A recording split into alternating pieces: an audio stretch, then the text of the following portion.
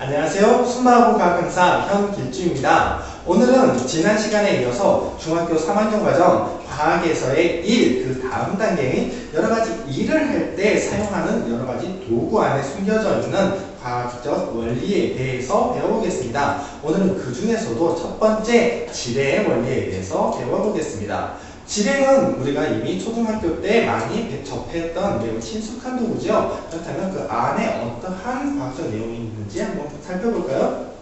자, 지뢰 그림이 있어요. 자, 일반적인 지뢰 그림이죠. W라는 무게를 가진 물체를 이 전체 길이를 가진 막대기를 가지고 들어 올리는 일을 하는 그림입니다. 이때 물체에 힘이 작용하는 부분, 물체가 올려져 있는 부분, 이쪽이 우리가 힘을 가한 그 힘이 직접적으로 작용하는 작용점이라고 부르고, 이 오른쪽 끝을 우리가 직접적으로 힘을 가하는 부분, 그래서 힘점이라고 부릅니다. 그리고 작용점과 힘점 사이에서 내가 가해준 힘을 적절하게 단단하게 받쳐주는 부분, 그 부분을 받침점이라고 부르죠. 이때 작용점에서 받침점까지의 거리를 A라고 하고 받침점에서 힘점까지의 거리를 B라고 했을 때 물체가 가지고 있는 무게와 받침점에서 작용점까지의 거리, 그리고 내가 가해준 힘과 받침점에서 힘점까지의 거리 B와의 상관관계는 어떻게 되어 있다고 했었죠?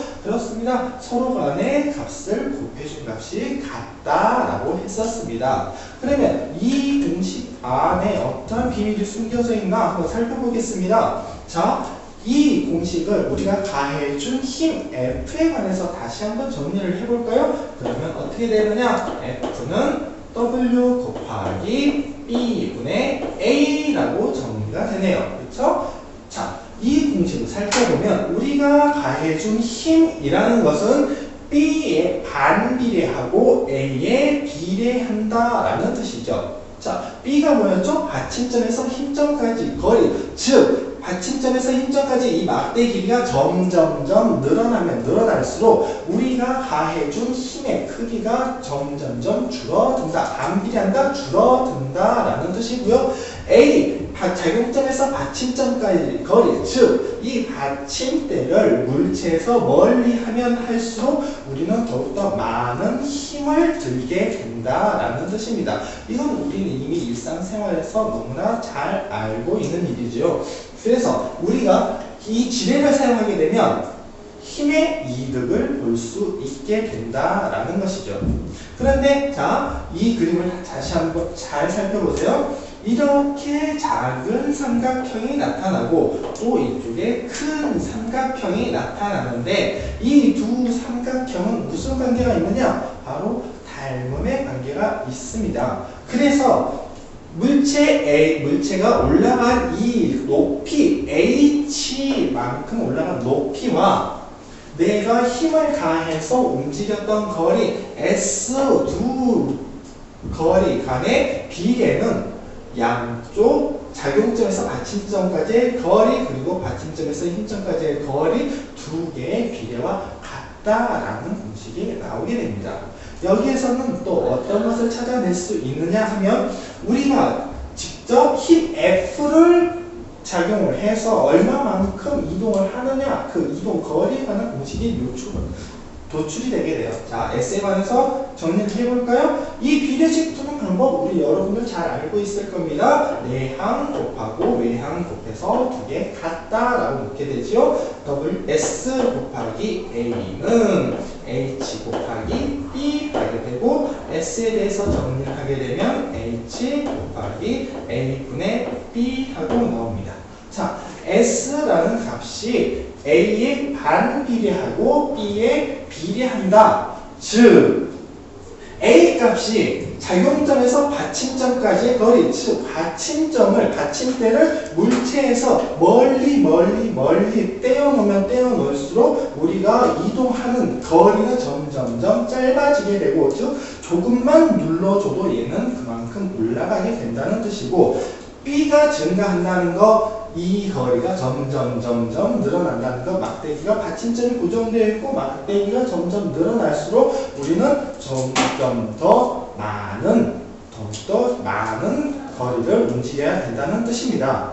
자, 힘과 거리에 대한 공식이 이렇게 적용이 되었는데, 그렇다면 우리가 지뢰를 사용을 해서 한 일은 어떻게 구할까? 한번 알아볼까요? 자, 일이라는 거 지난 시간에 배웠던 이 과학에서 일이라는 거 어떻게 계산한다고 했었죠? 그렇습니다. 힘 곱하기 그때 이동한 거리라고 했어요. 자, 여기에서 나온 힘 F 곱하기 그때 내가 직접적으로 이동한 거리 얼마죠? S라고 나옵니다. F 곱하기 S, 이것은 어떻게 정리가 되느냐? F 여기에 있네요. F라는 녀석. 자, W 곱하기 B분의 A라고 되어 있고, S는 여기에 숨어 있네요. 곱하기 H 곱하기 A분의 B 하게 됩니다. 그런데 이렇게 서로 간에 B와 B가 약분되고 A가 약분돼서 사라지게 되네요. 그러면 뭐만 남죠? W 곱하기 H만 남게 됩니다. 그래서 결국 어떻게 되느냐? F 곱하기 S는 W 곱하기 H라는 식이 나오게 되는데, 이 식이 의미하는 것이 무엇인지 다시 한번 차근차근 들여다보세요. F라는 것, 내가 지뢰에 가한 힘이죠. 그리고 S라는 것, 내가 지뢰에 힘을 가했을 때 그 지뢰가 움직인 거리, 즉 내가 지뢰에 한 일의 값이 F 곱하기 S이고, W 곱하기 H라는 건 무엇인가요? 지뢰가 W라는 무게를 가지고 있는 물체를 H만큼 높이 들어올리는 일, 지뢰가 물체의 한 일이 되는 거죠. 즉, 이 결과는 무엇이냐? 내가 지뢰의 한 일이나 지뢰가 물체의 한 일이나 서로 같다. 즉, 내가 어떠한 도구를 사용을 해서 일을 한다라고 했을 때 힘의 이득을 볼 수는 있지만 결국에 한 일의 양은 변하지 않는다라는 것을 뜻하게 됩니다. 우리는 이것을 일의 원리라고 부르죠. 자, 매우 중요한 사항입니다. 자, 일의 원리. 이 일의 원리라는 거 다시 한번 강조드릴게요. 일의 원리란 무엇이냐? 우리가 도구를 사용해서 일을 할 때 힘의 이득을 취할 수는 있지만 힘의 이득을 취한 만큼 거리의 손해를 보게 되어서 결국 최종적으로 총 한 일의 양은 변하지 않고 일정하다. 일의 양은 같다라는 것이 바로 일의 원리입니다.